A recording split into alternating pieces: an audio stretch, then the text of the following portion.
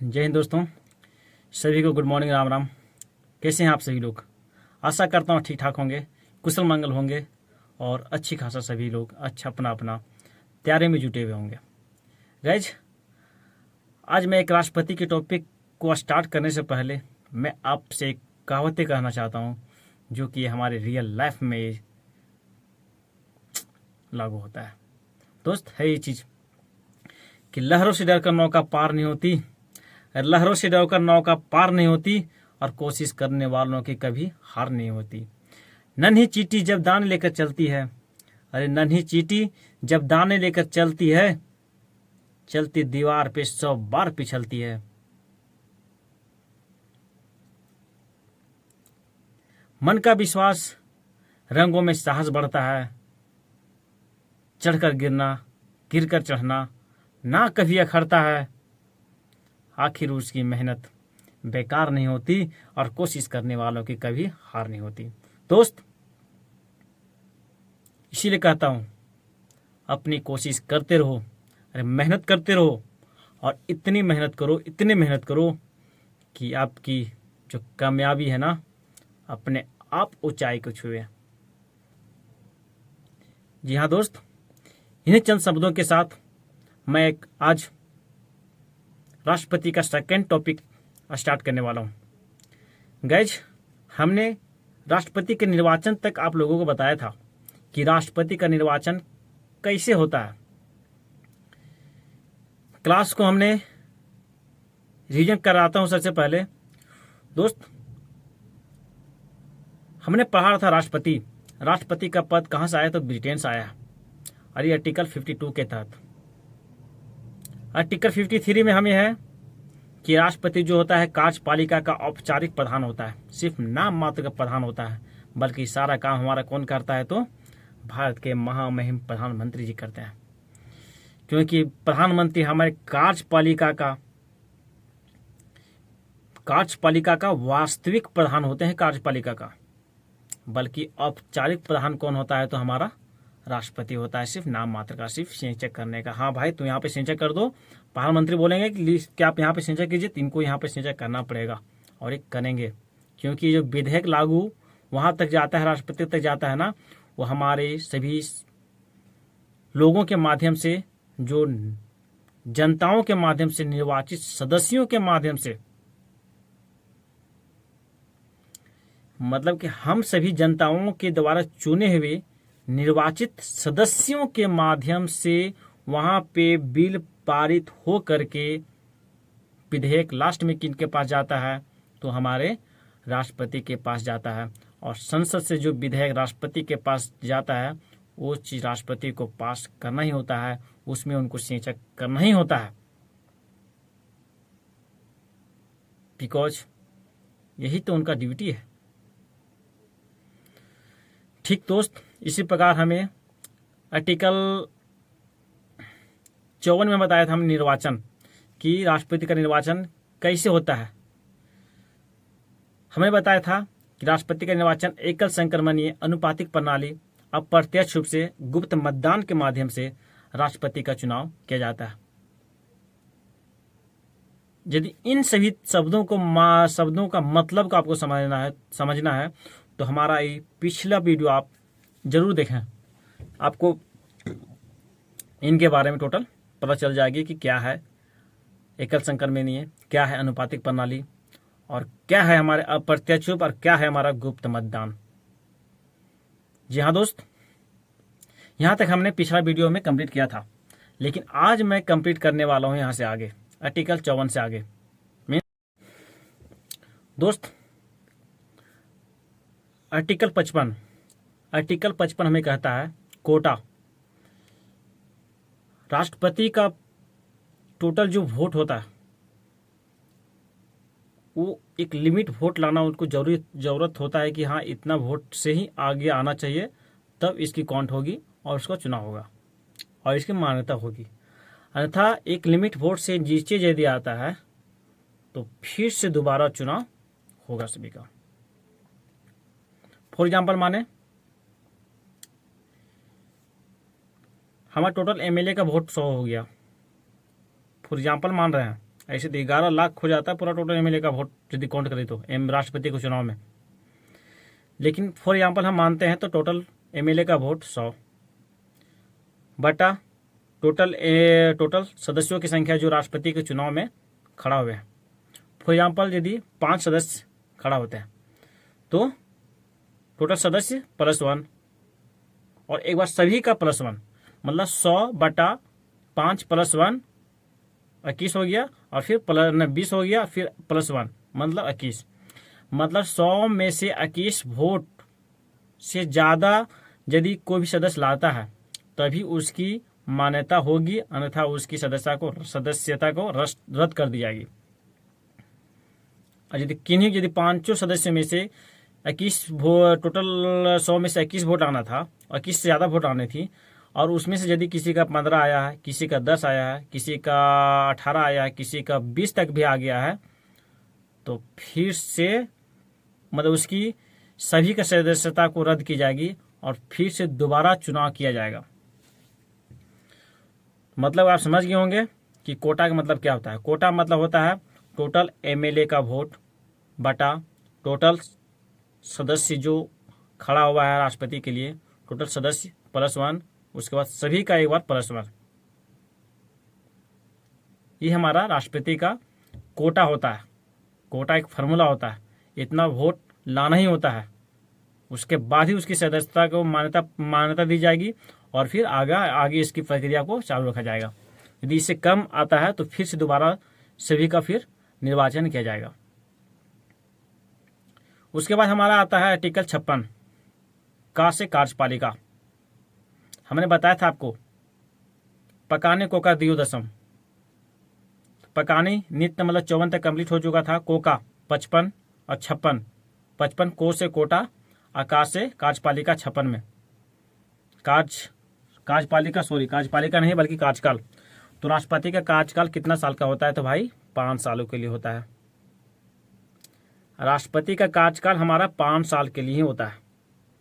अब उस 5 साल के दरमियान में यदि किसी कारणवश राष्ट्रपति की मृत्यु हो जाती है या फिर अपना त्याग पत्र सौंप देता है राष्ट्रपति, या फिर राष्ट्रपति को महाभियोग लगाकर उसको हटाया जाता है, या फिर उसके ऊपर निर्वाचन अवैध लगा करके राष्ट्रपति को हटाया जाता है,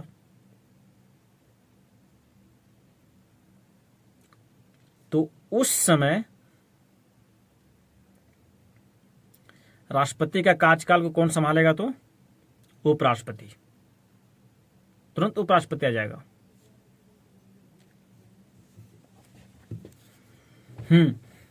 ठीक उसी प्रकार उपराष्ट्रपति कितना दिन के लिए आएगा तो उपराष्ट्रपति हमारा राष्ट्रपति के कार्यकाल के लिए सिर्फ 6 महीना के लिए आ गया। 6 महीना के लिए ही आएगा और 6 महीना के अंदर में ही उसका राष्ट्रपति का चुनाव होगा। लेकिन मैं आपसे ये चीज कहना चाह रहा हूं कि हमने मान लिया राष्ट्रपति का कार्यकाल 5 साल के लिए होता है और राष्ट्रपति का फॉर एग्जाम्पल त्यागपत्र इन्होंने 2 साल अपना कार्यकाल कंप्लीट होने के बाद ये अपना त्यागपत्र दिया तो उनकी कार्यकाल और 3 साल बच गई ना। तो 3 साल के लिए जो राष्ट्रपति का फिर से चुनाव जो होगा तो 3 साल के लिए होगा कि पूरी उसके 5 साल के लिए फिर से उसका चुनाव होगा, बताइए आप लोग। जी हाँ, राष्ट्रपति का जो चुनाव होगा दोबारा से फिर से चुनाव होगा तो 5 साल के लिए होगा। राष्ट्रपति भाई हमारा भारत का सबसे बोले ना प्रथम नागरिक कहा जाता है और हमारा सिर्फ एक राष्ट्रपति का चुनाव होता है। तो एक पद के लिए यार हम 3 साल के लिए फिर क्यों चुनेंगे इसको? हम जूठा थाली किसी को खाने के लिए आएगा क्या ये? नहीं ना।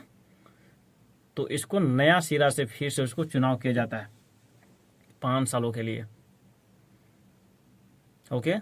और यदि आप ये भी बोल सकते हो कि यदि राष्ट्रपति का नया सिरा से 5 सालों के लिए चुनाव होता है तो जो हमारे लोकसभा के मेंबर हैं या फिर राज्यसभा के मेंबर हैं यदि उनकी मृत्यु हो जाती है वो भी तो हमारा 5 साल की रहता है ना। लोकसभा के सदस्य 5 साल के रहता है, राज्यसभा के सदस्य का कार्यकाल 6 सालों के लिए रहता है ना।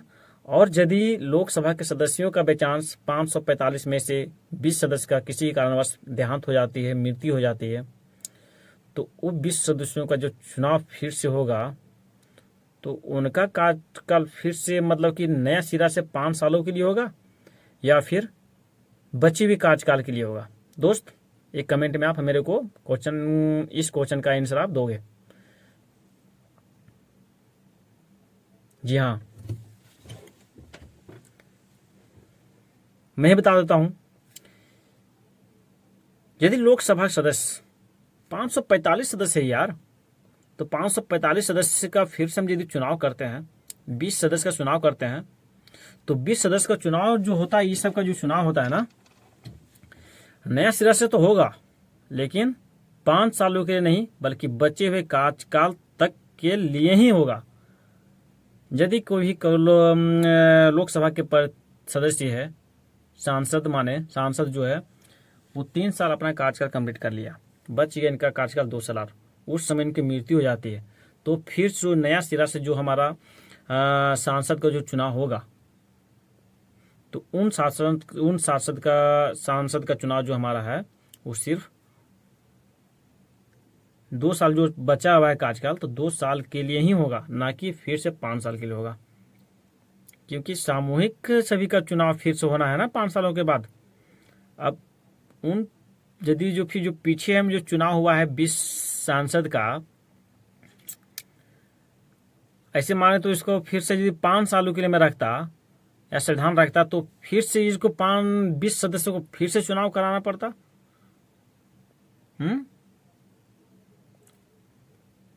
सामूहिक चुनाव तो नहीं हो पाता ना।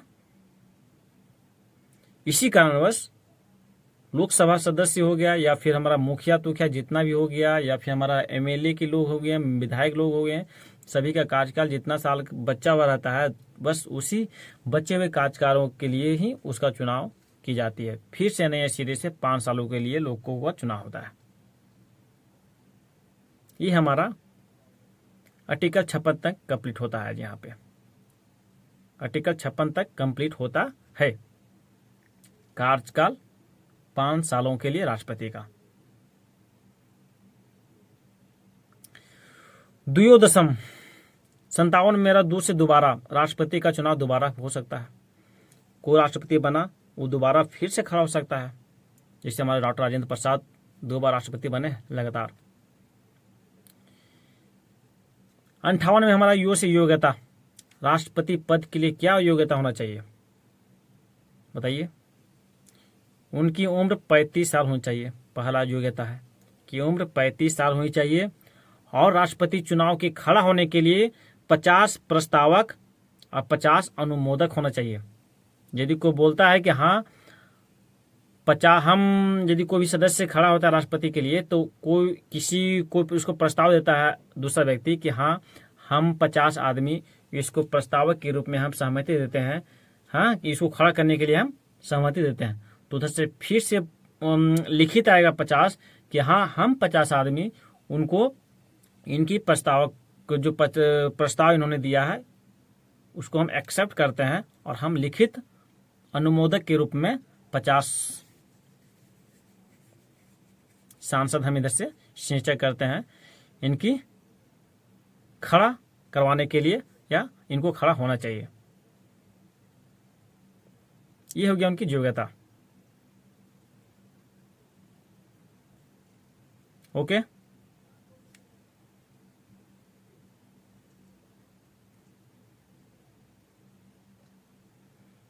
उसके बाद हमारा आता है 10वीं,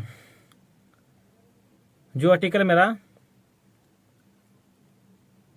58, 59, 60 सॉरी 59, 60, 61 10 से मेरा होता है दशा।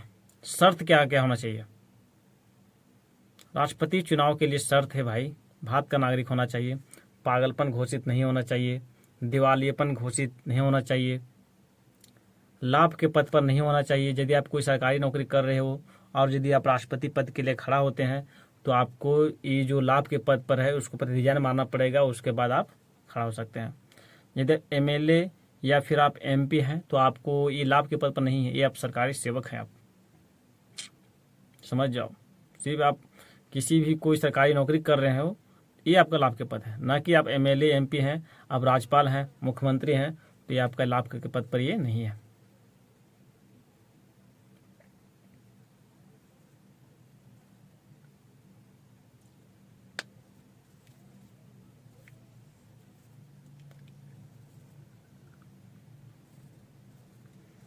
ठीक उसी प्रकार शर्त हमने बता दिया, और आर्टिकल 60 के तहत शपथ लेता है राष्ट्रपति, और राष्ट्रपति को शपथ कौन दिलाता है? तो राष्ट्रपति का शपथ दिलाता है chief justice of India, Bharat के मुख्य न्यायाधीश। चीफ जस्टिस ऑफ इंडिया राष्ट्रपति का शपथ दिलाता है।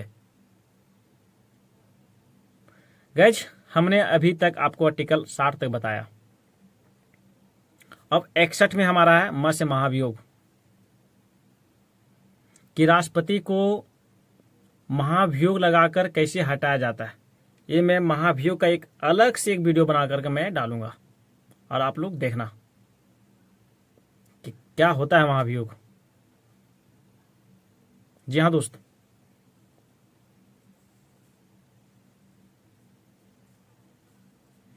ठीक, इन्हीं चंद शब्दों के साथ मैं अपने वाणी को विराम देता हूँ। जय हिंद, जय भारत, और सभी को राम राम।